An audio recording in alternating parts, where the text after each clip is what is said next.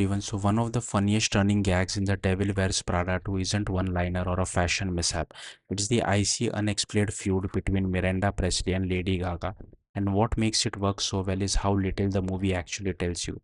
The tension is first staged when Nigel Kipling suggests bringing in a major performance for Runway's Milan show after budget cuts knock out the original plan. He doesn't even say Gaga's name, but Miranda instantly knows who he means and immediately shuts it down. That reaction says everything, no explanation, no backstory, just pure instinctive disdain. It's one of the few times Miranda doesn't even bother discussing her annoyance with politeness. Eventually, she gives in, but it's clear this is a favor she does not want to call in. Then comes the backstage scene in Milan.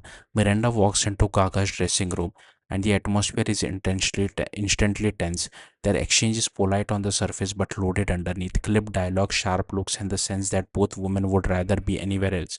Gaga makes it clear she's only there because Nigel leveraged Runway's influence and essentially forcing her hand.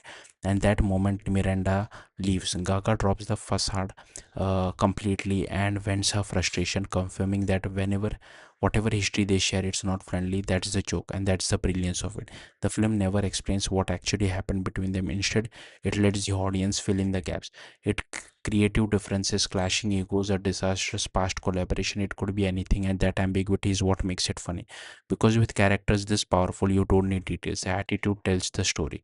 There's also a layer of real world inspiration behind it. Miranda Presley has always been widely understood as fictionalized version of Anna Winter, and interestingly, there have been reports that Winter and Gaga didn't exactly hit off early on, particularly around Gaga's over-the-top persona at high-profile events like Met Gala.